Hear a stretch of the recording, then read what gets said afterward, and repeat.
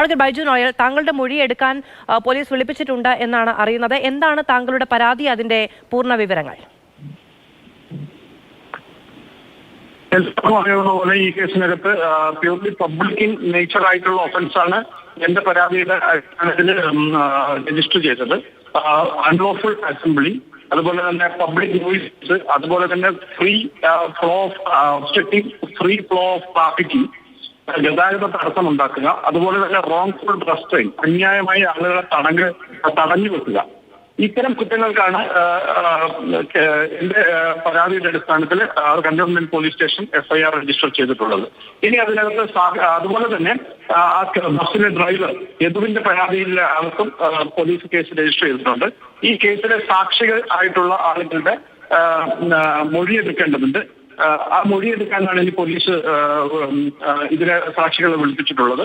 അതിനകത്ത് ഈ എത്ര പേർ സാക്ഷികളായിട്ട് വേണം എന്നൊക്കെ ഇൻവെസ്റ്റിഗേറ്റിംഗ് ഓഫീസർക്ക് തീരുമാനിക്കാവുന്നതാണ്. അതിനകത്ത് സാക്ഷികൾ ഉണ്ടാവും എന്ത് തന്നെയായാലും. അതൊരു പൊതു ഇടത്തിൽ വെച്ച് നടന്ന സംഭവമായതുകൊണ്ട് പിന്നെ അതുപോലെ തന്നെ അതിന്റെ CCTV ഫുട്ടേജ്, മെമ്മറി കാർഡ്, ബസ്സിനകത്തുണ്ടായിരുന്ന മെമ്മറി കാർഡ്, ഇതൊക്കെ പോലീസ് കണ്ടെത്തേണ്ടതുണ്ട്.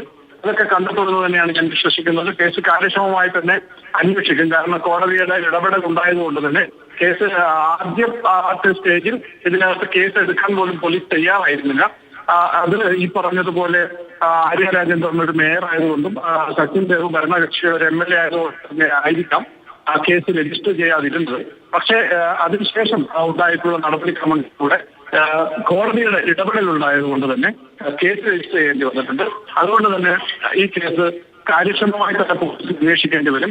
ഇതിൽ പ്രത്യക്ഷത്തിൽ തന്നെ നമ്മൾ CCTV ഫുട്ടേജിൽ കണ്ടതുപോലെ തന്നെ ഈ സംഭവ വികാസങ്ങളുടെ പേരിൽ ഒരു പരാതിയുമായി മുന്നോട്ട് പോകാൻ അങ്ങേ പ്രേരിപ്പിച്ച ഘടകം എന്താണ്? അതൊരു പൊതുതാൽപര്യം മുൻനിർത്തിയുള്ള ഇടപെടൽ എന്ന രീതിയിലാണോ?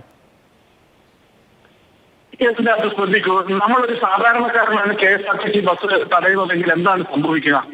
ആളുകളെതിരെ വെരി ഔട്ട്സെറ്റ് കേസ് രജിസ്റ്റർ ചെയ്യാനും അതിനകത്ത് വളരെ സീരിയസ് നേച്ചറായ ഒഫൻസിനെ കണ്ട് ആളുകളെ ജുഡീഷ്യൽ കസ്റ്റഡിയിൽ വിടാനൊക്കെ പോലീസ് തയ്യാറാകാറുണ്ട്. ഈ കേസിനകത്ത് നോക്കൂ, ഏകദേശം 8 ദിവസത്തിന് ശേഷമാണ് ഞാൻ വാസ്തവത്തിൽ കോടതിയെ സമീപിക്കുന്നത്. ഞാൻ കോടതിയെ സമീപിക്കുന്നത് പോലീസ് കേസ് രജിസ്റ്റർ ചെയ്യാത്തത് കൊണ്ടാണ്. രജിസ്റ്റർ ചെയ്യുന്നെങ്കിൽ ഞാൻ കോടതിയെ സമീപിക്കില്ലായിരുന്നു. കാരണം നമ്മുടെ ഒരു റൂൾ ഓഫ് ലോ നിലനിൽക്കുന്ന ഒരു രാജ്യമാണ് നമ്മുടേത്. നമ്മൾ പൊതുജനങ്ങൾക്ക് ഒരു മെസ്സേജ് നൽകേണ്ടതുണ്ട്. അതായത് ഒരു കുറ്റം ചെയ്ത് ഈക്വാലിറ്റി ഫോർ ലോ, ഒരു കുറ്റം ചെയ്യുന്നത് ആരായാലും അവർക്കെതിരെ പ്രോസിക്യൂഷൻ നടപടികൾ ഉണ്ടാകും എന്നുള്ളൊരു സന്ദേശം നൽകാൻ സ്റ്റേറ്റിന് ബാധ്യതയുണ്ട്. അത് പോലീസ് നിർവഹിക്കേണ്ടതായിരുന്നു. അത് നിർവഹിക്കാതിരുന്നതാണ് ഏകദേശം 8 ദിവസം വരെ ഞാൻ നോക്കി നിൽക്കേണ്ടി വന്നത്. ഞാൻ മാത്രമല്ല, കേരളത്തിലെ മുഴുവൻ ആളുകളും, മുഴുവൻ മാധ്യമങ്ങളും എല്ലാവരും നോക്കി നിന്നല്ലോ കേസ് രജിസ്റ്റർ ചെയ്യുമ്പോൾ ഇല്ലയോ അറിയാൻ. ചെയ്തില്ല. ചെയ്യാനുള്ള ഒരു സാധ്യതയും ഉണ്ടായിരുന്നില്ല. അത്തരം ഒരു സാഹചര്യത്തിൽ പിന്നെ എന്താണ് ചെയ്യുക? നമ്മുടെ ജുഡീഷ്യൽ സംവിധാനത്തെ സമീപിക്കുക എന്നുള്ളതല്ലാതെ അത് സമീപിക്കുകയും ജുഡീഷ്യൽ സംവിധാനം നമ്മുടെ കോടതി അത് ക്രിയാത്മകമായി ഇടപെടുകയും കേസ് രജിസ്റ്റർ ചെയ്യപ്പെടുകയാണ് ഇപ്പോൾ ഉണ്ടായത്. അതിനകത്ത് പൊതുസമൂഹത്തിന് ഇത്തരം സമൂഹത്തിന് മാതൃകാപരമായി പെരുമാറേണ്ടുന്ന വാസ്തവത്തിൽ മേയറും അതുപോലെ. ഇപ്പോൾ അങ്ങ് ഇതാദ്യമായിട്ടല്ല ഇത്തരത്തിൽ പൊതുതാൽപര്യം മുൻനിർത്തിയുള്ള പരാതികൾ മുന്നോട്ട് വെക്കുന്നത്.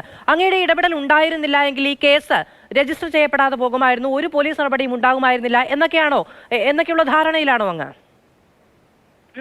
ഞാൻ ഇതിനു മുൻപ് ഭരണഘടനാ വിരുദ്ധമായ പ്രസംഗം നടത്തിയ മുൻ മന്ത്രി സജി ചെറിയാൻ, അദ്ദേഹത്തിനെതിരെ കേരള പോലീസ് കേസെടുക്കാൻ തയ്യാറായിരുന്നില്ലല്ലോ.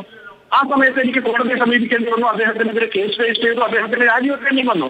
അതുകൂടാതെ കഴിഞ്ഞ ദിവസം ഒരു വയനാട് നിയമസഭാ മണ്ഡലത്തിൽ മത്സരിക്കുന്ന സ്ഥാനാർത്ഥി പീപ്പിൾസ് റെപ്രസെന്റേഷൻ ആക്ട് പ്രകാരം അതിന്റെ വയലേഷൻ നടത്തി. നമ്മുടെ ഒരു നിയമസഭാ സാമാജികൻ Nilambur MLA PV Anwar. Police case register ചെയ്യാൻ തയ്യാറായില്ലല്ലോ. ഞാൻ കോടതിയെ സമീപിക്കേണ്ടി വന്നു. അതുപോലെ തന്നെയല്ലേ ആര്യ രാജേന്ദ്രന്റെയും MLA കാര്യത്തിൽ കേരള പോലീസ് കേസ് രജിസ്റ്റർ ചെയ്യാൻ തയ്യാറായില്ലല്ലോ.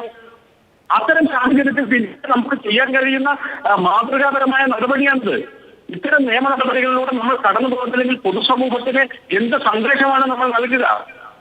തെറ്റായ സന്ദേശം ലഭിക്കും. പിന്നെ ആളുകൾ പ്രിവിലേജ് ആയിട്ടുള്ള ആളുകൾ അവർക്കൊന്നും നിയമം അനുസരിക്കേണ്ട ബാധ്യതയില്ലെന്നും അവരൊക്കെ ഇത്തരം കുറ്റങ്ങൾ ചെയ്താൽ രക്ഷപ്പെട്ടു പോകുമെന്നുള്ളൊരു സന്ദേശം നമ്മുടെ പൊതുജനങ്ങൾക്ക് നൽകിയാൽ ഇത്തരം കുറ്റങ്ങൾ ചെയ്യാനുള്ള പ്രേരണ കൂടിയാണ് നൽകുന്നത്.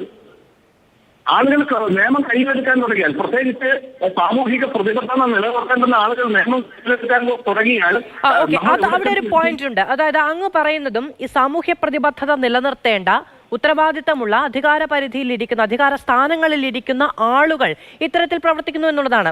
അതിനൊരു മറുവശം കൂടിയുള്ളത് അഡ്വക്കേറ്റ് ബൈജു നോയൽ. അതായത് ഇതിനു മുൻപും KSRTCയുമായി ബന്ധപ്പെട്ട് ഇത്തരത്തിൽ സ്ത്രീകൾ തന്നെ KSRTCയുടെ സർവീസിന് മുന്നിൽ കയറി നിന്ന് പ്രതിഷേധിക്കുന്ന പല സാഹചര്യങ്ങൾ നമ്മൾ കണ്ടിട്ടുണ്ട്. മേയർ ആര്യ രാജേന്ദ്രൻ ആയതുകൊണ്ട് മാത്രം തനിക്കെതിരെ ഒരു മോശം സ്വഭാവമുണ്ടായി, മോശം പ്രതികരണമുണ്ടായി എന്ന ബോധ്യത്തിൽ നിൽക്കുമ്പോഴും നേരിട്ട് അതിനോട് പ്രതികരിക്കാൻ പാടില്ല എന്നുള്ളതാണോ എന്നുള്ള സന്ദേശം കൂടി നൽകുന്നുണ്ടോ അത്?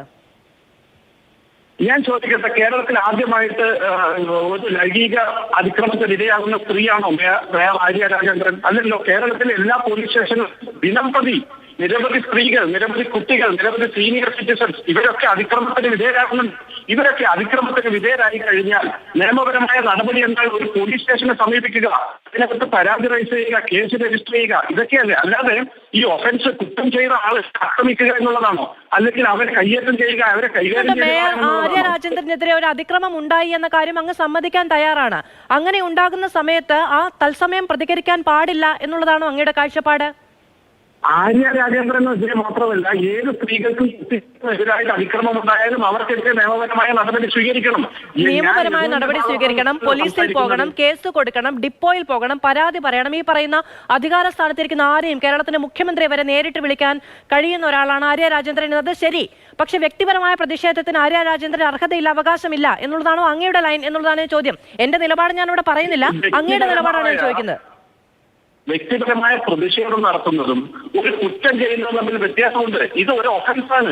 ഇവർ ചെയ്തിരിക്കുന്നത് ഒരു കുറ്റകൃത്യമാണ് ഇന്ത്യൻ പീനൽ കോഡ് അനുസരിച്ച്. അപ്പൊ അതിന്റെ നിയമപരമായ വശം മാത്രമേ അങ്ങ് എടുക്കുന്നുള്ളൂ, അതിന്റെ സാമൂഹ്യപരമായ വിഷയം അങ്ങ് എടുക്കുന്നില്ല. അങ്ങനെയാണെങ്കിൽ ശ്രീ ബൈജു നോയൽ, കേരളത്തിൽ ആദ്യമായി ലൈംഗിക അതിക്രമത്തിന് ഇരയാകുന്ന സ്ത്രീയാണോ മേയർ ആര്യ രാജേന്ദ്രൻ എന്ന ചോദ്യത്തിന്റെ സാങ്കത്യം എന്താണ്? അതാണ് പറഞ്ഞത്.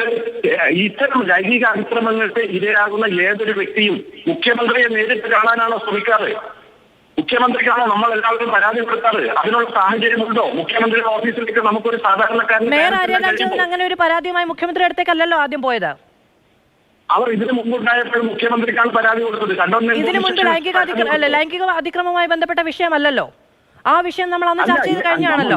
പറഞ്ഞു വരുന്നത് ഇത്തരം പ്രിവിലേജഡ് ആയിട്ടുള്ള ആളുകൾ തെറ്റായ രീതിയിലാണ് അവരുടെ രീതി. ഈ നിയമ സംവിധാനത്തെ അവർ ഉപയോഗിക്കുന്ന രീതിയിലല്ല. അത് സാധാരണക്കാരന് നമ്മൾ കൊടുക്കേണ്ടുന്ന ഒരു മാതൃകയിൽ നമ്മൾ ഒരു കുറ്റകൃത്യത്തിന് വിധേയരായി. ഞാൻ ഈ വിഷയത്തിൽ ഒരു പരാതിക്കാരൻ എന്ന നിലയിൽ അങ്ങയുടെ അഭിപ്രായം തേടുകയായിരുന്നു. ഇതിൽ ഞാൻ എവിടെയും എന്റെ ഒരു നിലപാട് പറഞ്ഞു പോയിട്ടുമില്ല. മാത്രമല്ല, അങ്ങനെ മുൻകാല ബാക്ക്ഗ്രൗണ്ട് ഒക്കെ നോക്കി ഒരു കാര്യം പറയാൻ അവരൊരു പ്രതിസ്ഥാനത്ത് നിൽക്കുന്ന ഒരാളല്ലല്ലോ. ഒരു പൊതുപ്രവർത്തക ഒരു പ്രതികരണവുമായി മുന്നോട്ട് പോയ സമയത്ത് ഉണ്ടായ കാര്യങ്ങളെ അങ്ങ് പറഞ്ഞതിന്റെ ഒരു അടിസ്ഥാനത്തിൽ ഞാൻ ചില ചോദ്യങ്ങൾ ചോദിച്ചു എന്നേ ഉള്ളൂ.